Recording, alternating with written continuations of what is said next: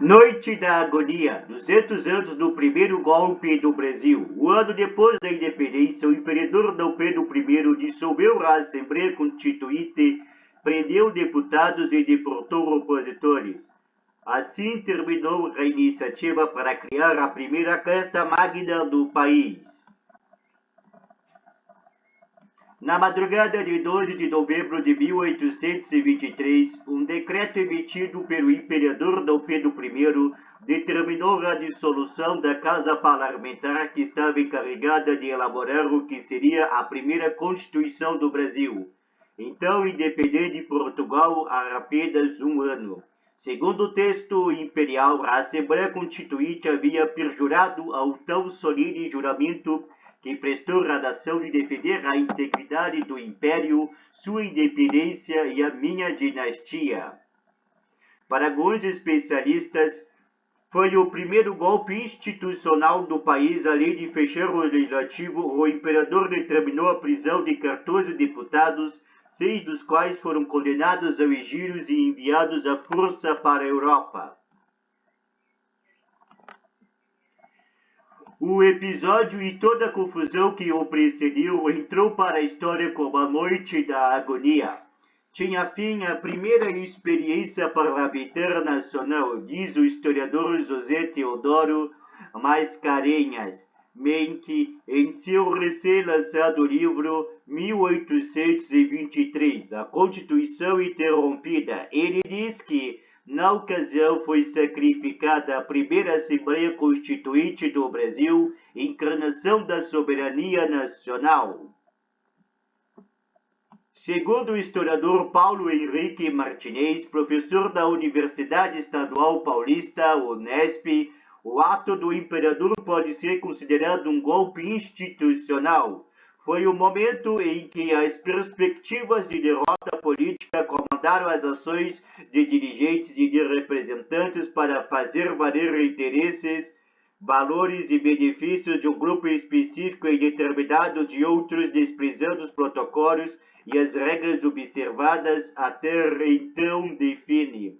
Biógrafo do imperador e de outros personagens da época, o pesquisador e escritor Paulo Resulti tem a mesma opinião. É possível considerar que foi o primeiro golpe, já que houve conflito entre os poderes e o executivo, no caso o imperador, mandou fechar uma assembleia eleita para elaborar a Constituição, comenta. É preciso fazer uma ressalva, pondera Martinez, as próprias regras institucionais ainda não estavam consolidadas como práticas regulares, tampouco as formas e meio para estabelecê-las, alterá-las, reformá-las e substituí-las. Fronteiras institucionais indefinidas. É justamente por conta disso que alguns historiadores preferem não classificar a dissolução como golpe, até porque naquele momento as instituições da monarquia constitucional não estavam definidas, nem mesmo a monarquia constitucional estava definida, contextualiza a historiadora Cecília Helena de Salles Oliveira, pesquisadora da Universidade de São Paulo, USP, e autora do livro Ideais em Confronto, Embates pelo Poder da Independência do Brasil, 1808 a 1825. Além da falta da própria Constituição, havia uma indefinição a respeito dos espaços de atuação do Executivo e do Legislativo. E uma das questões chaves para entender a dissolução é justamente essa tensão. Conceber o episódio como um golpe institucional, ao meu ponto de vista, seria um anacronismo historiográfico. Naquele momento não estava definido quais eram as instituições e, mais do que isso, a legitimidade do monarca estava assegurada e o regime instituído por Dom Pedro previa que ele tivesse de alguma forma autoridade para fazer o que fez, avalia a historiadora Andrea Slemian, professora da Universidade Federal de São Paulo, Unifesp, e autora do livro Sob o Império das Leis, Constituição e Unidade Nacional da Formação do Brasil, 1822 a 1834. Ela argumenta que havia projetos alternativos ao representado pelo imperador brasileiro e ele dissolveu a Constituinte em meio a esse ambiente de disputas. O que não há dúvida é que Dom Pedro representava uma ala conservadora e reagiu a uma situação de instabilidade em nome da ordem e de sua legitimidade dinástica, diz.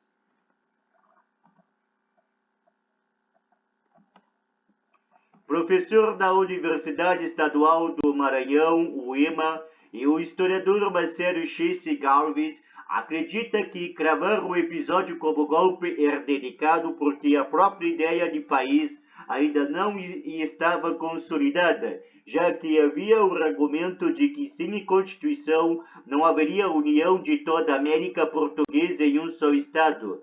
Para considerar que foi a primeira ruptura, seria preciso existir um todo já consolidado, argumenta.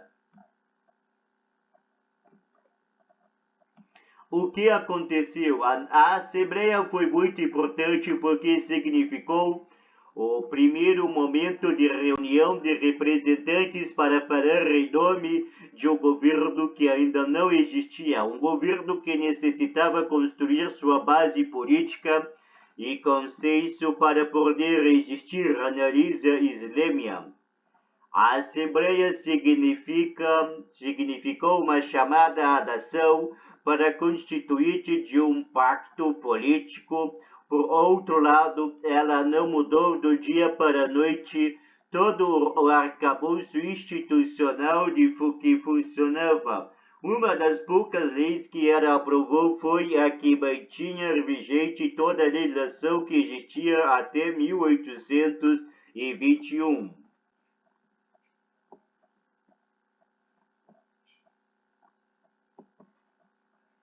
O cerne da desavença entre os poderes estava no fato de que os parlamentares planejavam uma constituição que limitava o poder do monarca. Salles Oliveira lembra que a convocação da Assembleia Constituinte, ainda em 1822, foi contra a vontade de Dom Pedro, foi organizada em grande campanha popular com assinaturas abaixo-assinados pela imprensa liderada pelas oposições a ele, pontua. Na idade de organizar a monarquia sobre os pilares dos três poderes, haveria uma participação popular mais alargada e uma recomposição política do poder com o privilegiamento do legislativo, explica a historiadora.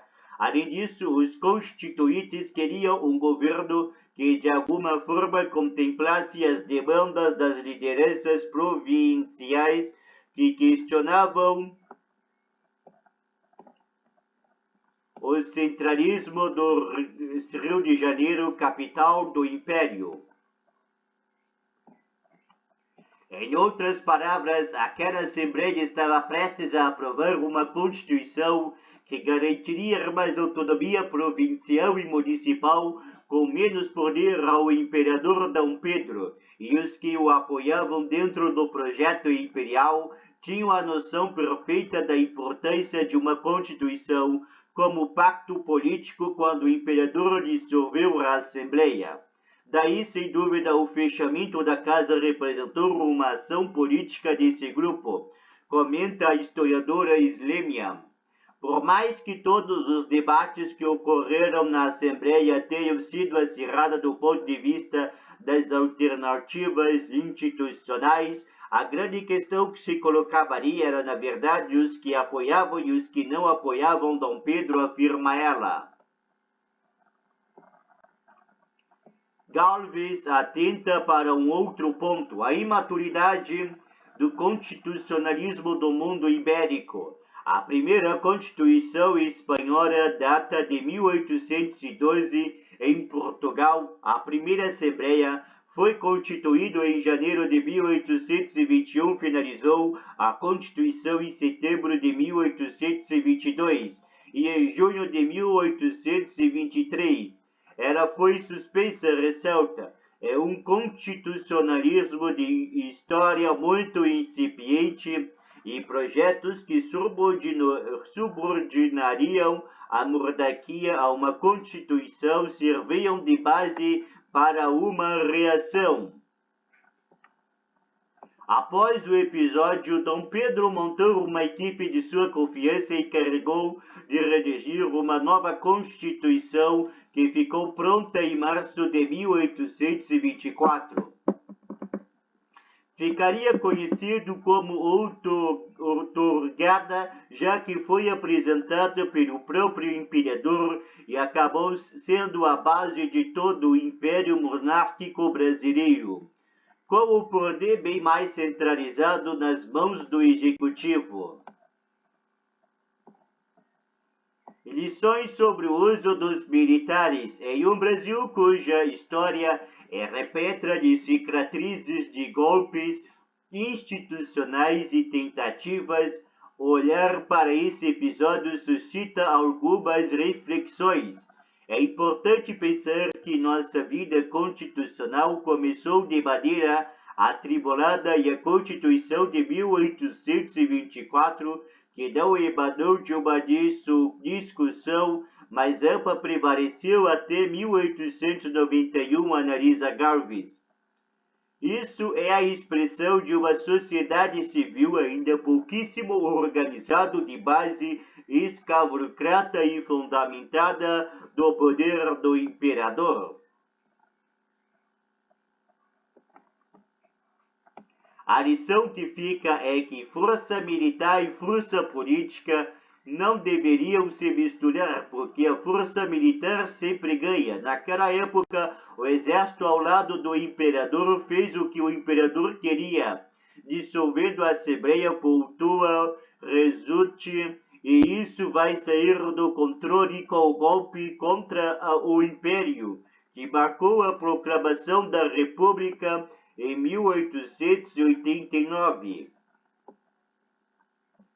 O pesquisador ainda acrescenta que essa ideia de força militar como força política se manteve em toda a história brasileira, passando pela deposição do presidente Getúlio Vargas em 1945, pelo golpe que instituiu a ditadura em 1964, e toda a aproximação de parte do exército no último governo federal, democraticamente eleito, mas com mais ministros e funcionários militares do que qualquer outro governo.